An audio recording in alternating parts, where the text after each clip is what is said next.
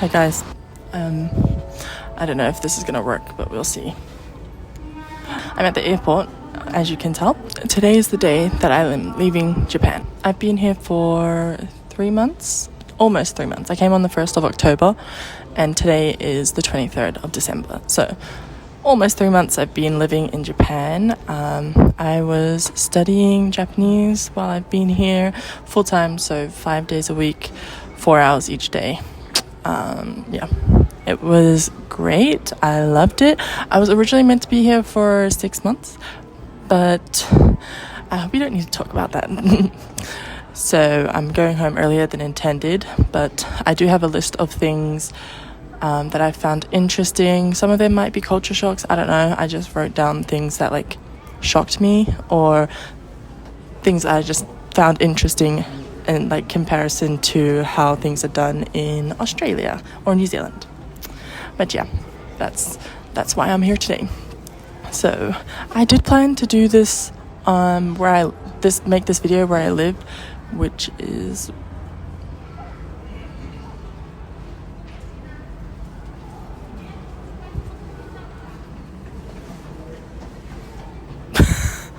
anyways, I did plan to do this where I lived. I lived on Roco Island. I'll insert some pictures of where it was. It was a sleigh time. But yeah, time got away from me, and then before I knew it, it was this morning, and I get paranoid with things. So I decided to come here a whole 6 hours before my flight. I was here at like 10 a.m. and check-in didn't start until 1:25, and then boarding starts at like 3:30, I think. 3 o'clock, something like that. But the plane leaves at pretty much 4 o'clock, and I got here at 10. It's 2:45 now, so yeah, it's kind of awkward. This is my first time filming in public like this, so let's get on with the video. Let's start. Alright, we're gonna start with the train that you have to take to get onto the island that I live on. It's called the Portliner.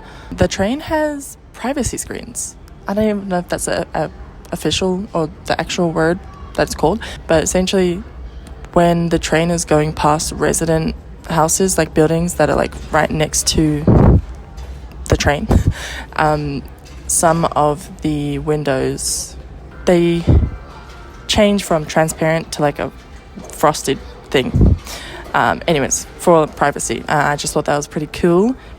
I mean, not everything goes to like the privacy screen, like the doors, I guess they can't be made to have that included in them, so you can still see through the doors. But anyways, it's the thought that counts, and it's better than completely being exposed. The next thing is Christmas here is celebrated much different to how it is celebrated, I would say, in most of the world. But obviously coming from experience in Australia and New Zealand. So Australia and New Zealand, it's more of like a family thing. So obviously families get together, open presents, blah, blah, blah. You know the deal. Specifically in Australia, because it's summer during Christmas, we generally go to the beach. So have a nice beach day with the family. But apparently in Japan, Christmas is more of like a romantic thing. And apparently most families will buy KFC or chicken, but generally KFC. And it's so popular that you actually need to pre-order the KFC, because you can't just rock up to KFC on the day and try to buy some. It's going to be sold out. So next thing is the Japanese postage system is really strict here. I've sent 2 packages. One was Christmas gifts for my family because I wasn't intending to be home for Christmas. And then I just sent another package before coming home because I accumulated quite a lot of stuff. I came with like 40 kilos. I left today with basically 50 kilos. Or no, 48. Oh yeah, 50 kilos. And the package that I sent weighed 10 kilos. So yeah, I definitely overspent, but we're not going to talk about that. Postage here is really strict. When I sent my first package, which was full of gifts, which I didn't like write it down or anything because I wasn't expecting it to be this strict. But I just chucked everything in the box, wrapped it up, went to the post office, put in the rough, it asks for all the items that is in it, like when you do the online thing, and I couldn't remember what I bloody bought, like, because the items that I bought were over a period of time, like a month or two, so I couldn't remember at all what I got. I could remember the main things, but not everything. So I just wrote down what I could remember. I don't think they're that specific, but they're still pretty specific. When we got there, I had to like specify if the lollies had alcohol in them, if any, blah blah blah, no batteries, yada yada. I had a scarf in there, and they're like, is it just cotton or is there any other like material? And I was like, I don't bloody know. I didn't even know if it's cotton. It could be anything. I just said yes and hoped for the best. So yeah, it was very strict, like very specific. It's like, what? I was like, for all I know, Australia could be the same now, but it has, because it's been a few years since I sent a package in Australia internationally. I don't think it's that strict or specific. That package was very light, and it cost me $100 to send it.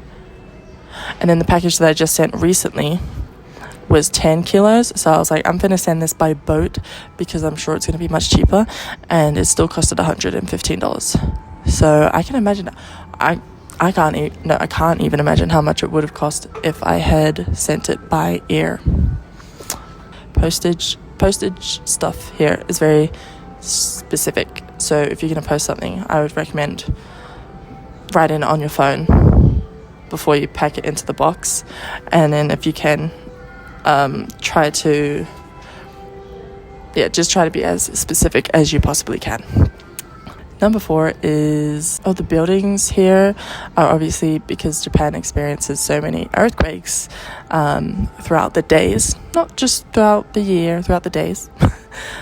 Buildings are built in a different way to be able to withstand earthquakes. So I'm pretty sure they're like, I don't know the technical stuff, but I experienced one earthquake, or one big one, in the almost 3 months that I've lived here, and it was pretty big. I think it was a 5 magnitude, 6, 7, I don't know. I can insert the photo because I took a screenshot of it. It was this. Yeah, the room shook. It was a big one. Coming from Australia, where I've only experienced a few earthquakes there, and it was like quite similar. After the earthquake finished, I could feel that the building was swaying, like, or rocking, I don't know, probably swaying is a better word. I thought that was pretty cool, because it's obviously, like, the buildings are just built like that so that they don't just completely collapse if an earthquake happens, I guess. I could be just saying the wrong stuff and I'm completely off the mark, but that's what I'm going to go with for now. I haven't done any research, so take what I say with a grain of salt, essentially.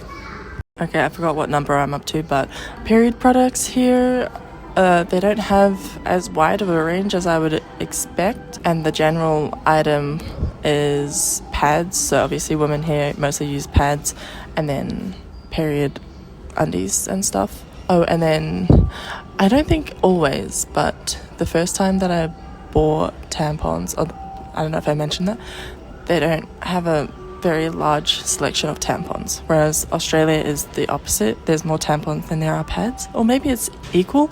I don't know. When you buy period products, the cashier may like wrap it up for you. Like, they don't even ask, sorry, they just do it.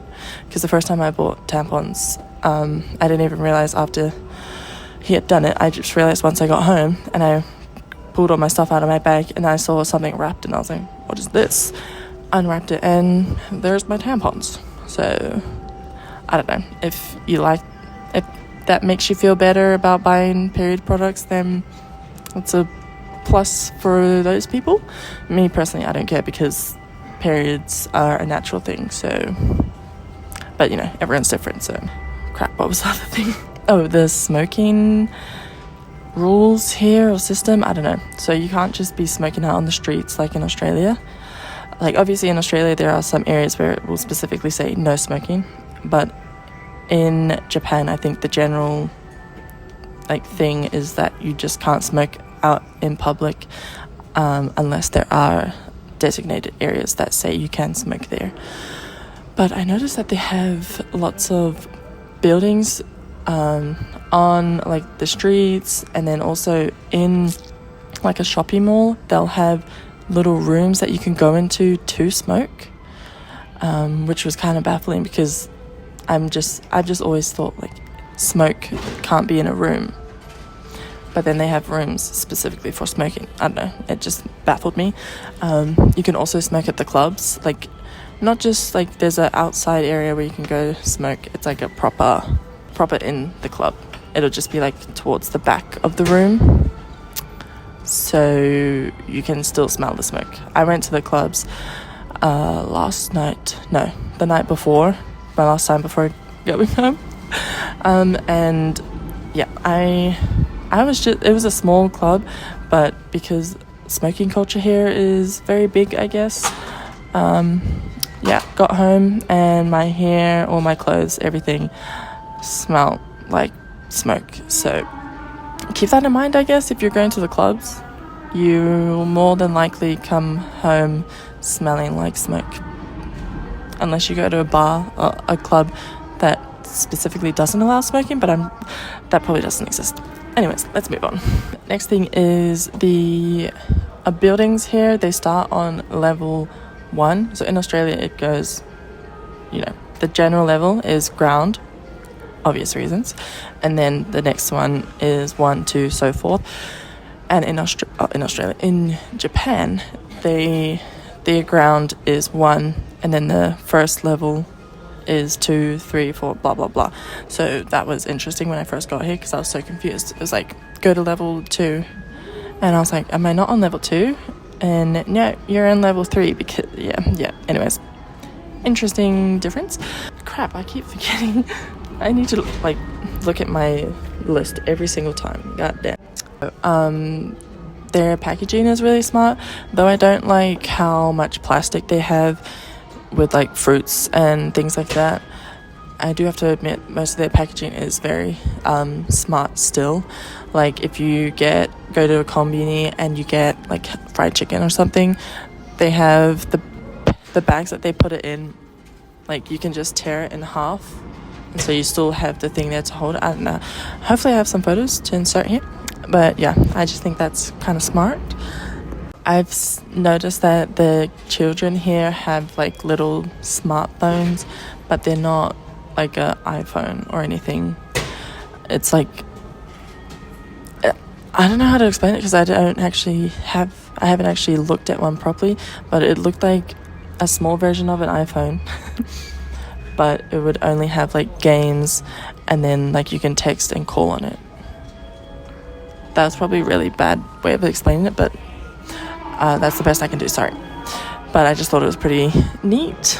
Oh, apparently, and I say apparently because I haven't experienced this yet, I've just heard from others, but apparently the concert system here is like a lottery system. So essentially everyone buys the same priced ticket, from what I've heard, and then I don't know if you find out straight away or if you find out on the day of the concert, but you don't get to choose where you sit. The lottery system chooses for you. So you could be really lucky and end up like right at the front, or you could be unlucky and end up right at the back, even though everyone paid the same price for the tickets. Obviously it's cool in the sense of, oh, I might only pay this much, but slay, I got front row seats. But then like if you don't get good seats, then obviously you're going to be bummed. I guess that's a nice system because obviously not everyone can afford to pay the ridiculous prices that some concerts charge for a front row. But it's not their fault that, they don't have the money to be able to afford that. Like, they still deserve that sort of experience. I don't know. So in that sense, I think it's cool. But yeah, it's like if I was at the back, I'd be a little bit salty. Like, damn, those people at the front, like they're lucky. Like, they paid the same price as me, but they get a better view. The next one is the train system here is crazy. They have so many different lines and types of trains. Like, there's the Portliner train. There's the Hanshin line, JR line. It's really good because you can practically get anywhere, but it can be confusing. My example is Osaka Umeda Station.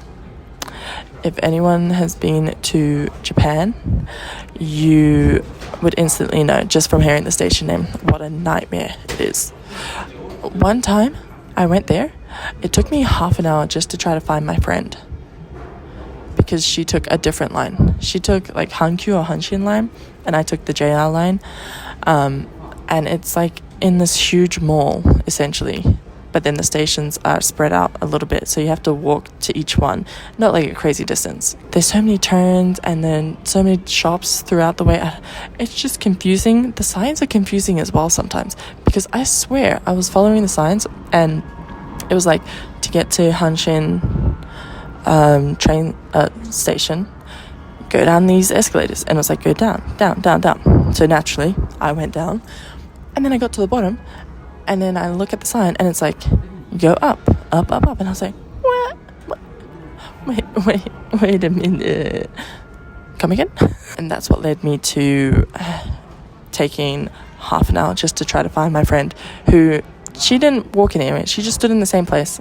She was trying to direct me. I was sending her photos of where I was, but yeah, it was painful. I almost broke down, crying in the middle, because when I get really frustrated I tend to cry. So I almost lost it, but I held it together, and then I eventually found her, and I was being really dramatic. I was like, I want to die right now. That was horrible. I never want to come back to the station ever again.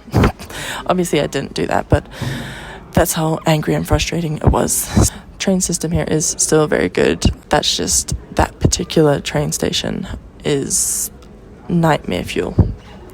Don't mention it to me, please. All right, and now the last thing. This one is a bit of a story, so grab some popcorn. No, it's not that juicy.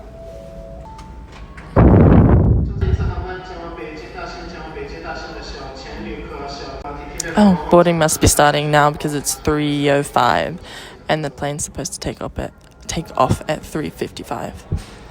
Okay, let me get this story out quickly. Let me paint the picture for you. It's Halloween. People are all dressed up. I have decided to go out clubbing with my friend and a bunch of people from her share house. We decided to go clubbing in Namba, which I think is the more popular area to go clubbing in Osaka. That was the decision. I decided to wear a very revealing outfit. Very revealing. No, I don't normally wear this. This was my first time. I was being bold. Why I chose to be bold in Japan? I don't know. Where did this sudden confidence come from? I also don't know. I was wearing tennis skirt, and then I was wearing a white bodysuit, which was supposed to be like a nurse's, like latex kind of vibes, but it was like here. Anyways, essentially the tatas were out, and in Japan in general, I think that's like her titties out like that. On top of that, my chest is quite large, especially if you compare it to like the average Japanese chest, which is very small. I don't know if it's wrong to say this. I guess you could say in Japan my boobs are like anime boobs in a sense. If anyone's watched any anime or read a manga or something like that, you would know instantly that they make the chests of the females very large. And I think that's what I looked like. Anyways, the reactions that I got was crazy. Like, in Australia, like, people have their boobs out, so it's not uncommon, or it's not like it's not shocking. That's what I'm trying to say. But obviously you still get the stares and like people looking, but that's it. That's as far as it goes generally. Maybe like if some girls walk past you, they might hype you up and be like, hey, but that's it. When I tell you the reactions that I got here was crazy, it was crazy. People walking by, they'll do like double takes. If I walked past groups, or groups walked past me, groups of guys, sorry, let me be specific, and one of them saw, then they would like nudge their friends, and then slowly down the group line, each friend would just look, and then I don't know. That was crazy. I've seen groups walk past and then like backtrack to look as well. Now that was really insane. Mind you, these are like, some are groups of Japanese people, and then some are groups of foreigners, I'd say. So it was like the full mix, not just completely Japanese people. There was one instance where a Japanese couple walked by, like an older couple, and not the male, the female, as she walked by me, like right past me, she was like, wow, amazing, or like, wow, so good, something like that, I don't know. And I was just like, the craziest experience of all with this was when I got to the club. I was in the line, obviously. When I got to the front to buy my ticket, tell me why, not just another like random person trying to get into the clubs, it was the worker. Tell me why the worker not even the worker that was serving me. I was getting served by someone else more respectful, I guess. No, I won't say that, but another worker saw me, came up to me while I was trying to pay for my ticket to enter, pointed right at my chest, and then said, wow, so amazing, so good. And he was like doing the thumbs up, and me and my friends were just like, what is going on? And then not only then, but even when I left the clubs, walked past that guy again, and he did it again, the exact same thing. Came up to me, pointed, said, wow, so good. And I just like laugh and nod and like say like awkwardly. Yeah, that was my experience with having my tatas out in Japan, in Osaka, mind you. So I don't know if that changes anything, like if it's different in Tokyo, because I've never been to Tokyo before, but it was a wild experience. Now I do have to say I didn't really mind this because, you know, being in Japan, knowing it's more of a conservative place, but still deciding to have my tatas out, I was kind of expecting reactions or some sort of like something. Like it didn't surprise me. Low-key, like, you know, I had my tits out because I wanted people to look, if that makes sense. Not like look, but if you get it, you get it, you know? I just wasn't expecting those sort of reactions. So it was crazy to me. It didn't make me uncomfortable. I just thought it was more funny. So I was just laughing at it, like literally cracking up laughing. And when I got home and sending voice messages to my friends and family, I continued to crack up, laugh. I continued to laugh a lot. But yeah, that's all. Interesting things that I experienced or noticed about Japan whilst living in Japan for almost 3 months. I might have missed some things, but that's fine. I'll just save it for the next time, because I do plan to come back to Japan to live again, but for longer, like maybe 6 months, no, at least minimum 1 year, but I'm thinking maybe a year or two. I don't know yet, but we'll see in the future. And I'm going to be back in March for a 3-week holiday with my sister anyways, so I will be back. But yeah, that's all I have to say. I'm gonna get my stuff and get ready to board, because I think we're gonna start boarding soon, and I really need a drink, so I'm finna get a drink. But yeah, hope y'all liked the video. I'm gonna get off the floor now and hope that no one's gonna continue to look at me, because I just feel like,